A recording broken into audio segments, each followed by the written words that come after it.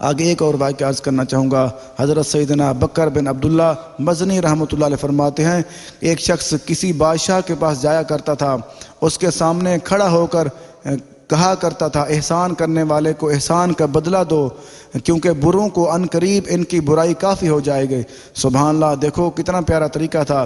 ایک بزرگ تھا، وہ حضرت سیدنا بکر بن عبداللہ مزنی رحمۃ اللہ علیہ فرماتے ہیں، ایک شخص تھا، وہ ایک بادشاہ کے پاس جاتا تھا، اس کو جا کے نصیحت کرتا، باتیں یہی کرتا، کیونکہ وہ باتیں کیا کرتا کہ احسان کرنے والے کو احسان کا بدلہ دو۔ وہ فرماتا تھا جو انسان احسان کرتا ہے اس کو بدلہ دو، کیونکہ بروں کو ان قریب ان کی برائی کافی ہو جائے گی۔ دیکھو اگر کوئی انسان کسی انسان کا برائی کرتا ہے، اس کو تکلیف دیتا ہے، اس کی سزا اس کو لازمی مل جاتی ہے، بلکہ ملتی ہے۔ اگر یہ ہو ہی نہیں سکتا کسی کو، اگر کوئی بندہ تکلیف دے اس کو وہ سزا نہ ملے، یہ ہو سکتا ہے اس کو کچھ دن دیر ہو جائے، یا اللہ تعالیٰ درگزر کر دیتا ہے، یا اللہ تعالیٰ تھوڑی ڈھیل دیتا ہے انسان کو، لیکن اس کی سزا اس کو لازمی ملتی ہے۔ پھر آگے وہ شخص کیا کرتا ہے، وہ شخص یہ باتیں کرتا روزانہ۔ ایک شخص کو اس کے حسد آنے لگا، اس نے کہا یہ کیوں بادشاہ قریب جاتا ہے، وہ حسد کرنے لگا۔ پھر اس نے کیا کیا، اس نے بادشاہ سے اتنا اپنے قریب، اس نے کہا بادشاہ نے اس کو اتنا اپنے قریب کیا ہوا ہے، لہٰذا وہ بادشاہ قریب گیا۔ اس نے بادشاہ کو کہا، جو انسان حسد کرتا تھا وہ چلا گیا بادشاہ کے قریب۔ اس نے کہا یہ جو بندہ آتا ہے آپ کے ساتھ آپ کے پاس، یہ بندہ کیا کرتا ہے، یہ بندہ کہتا ہے بادشاہ کے منہ سے بدبو آتی ہے، بڑی گندی بو آتی ہے۔ پھر بادشاہ غصہ آیا، اس نے اس لیے کہا تاکہ اس کو بادشاہ مروا دے گا، کیونکہ یہ جو بڑا نصیحت کرتا ہے، بادشاہ قریب گیا ہوا ہے، وہ حسد کرنے لگا۔ پھر جیسے اس نے بادشاہ کو بتایا، بادشاہ کو غصہ آیا، بادشاہ نے کہا چلو اس کو مجھے صبح میرے پاس بھیج دینا۔ دوسرے دن جب آیا تو اس نے اپنے منہ پہ کپڑا رکھ لیا۔ اس نے کہا، جیسے بادشاہ کو کہا کہ جیسے آپ کے پاس آئے گا یہ اپنے منہ پہ کپڑا رکھ لے گا۔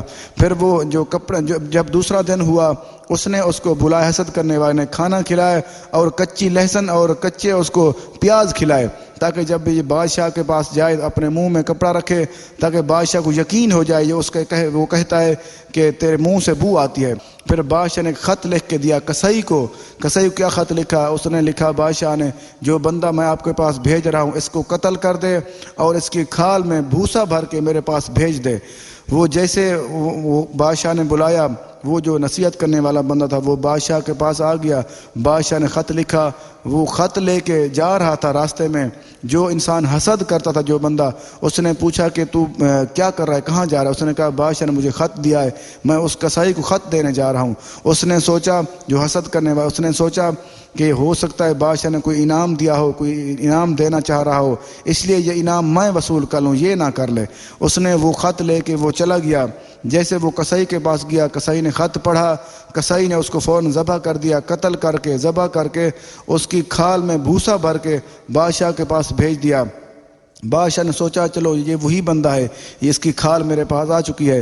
لیکن جیسے دوسرا دن ہوا تو دوسرے دن ہونے کے بعد وہ جو نصیحت کرنے والا بندہ تھا وہ پھر آ گیا۔ پھر بادشاہ بڑا حیران ہوا، اس نے کہا میں نے اس کو خط دیا تھا، یہ پتہ نہیں وہ اس نے کس کو بھیجا ہے میرے پاس۔ وہ جیسے وہ بادشاہ کے دل میں خیال آیا، وہ بادشاہ نے پوچھ لیا کہ یہ تجھے میں نے کل خط دیا تھا، وہ تو نے کہاں کیا ہے، کس کو دیا ہے؟ تو اس نے بتایا کہ فلاں بندے کو میں نے دیا ہے۔ کہ اس نے کہا یہ تو نے کیوں دیا ہے؟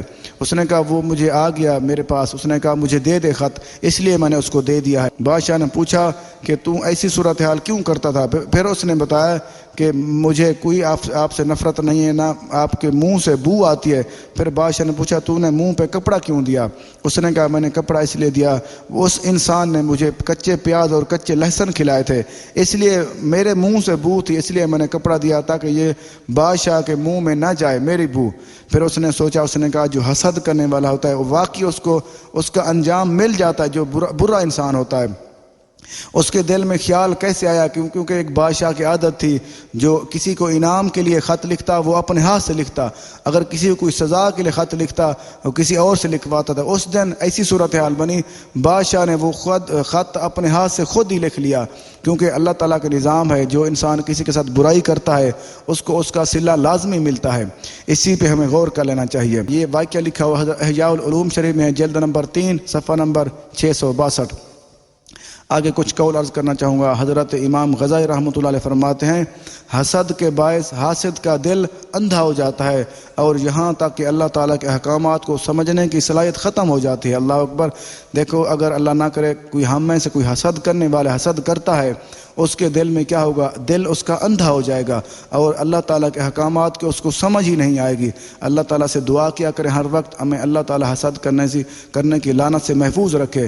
یہ منہاج العابدین میں ہے، صفحہ نمبر 75۔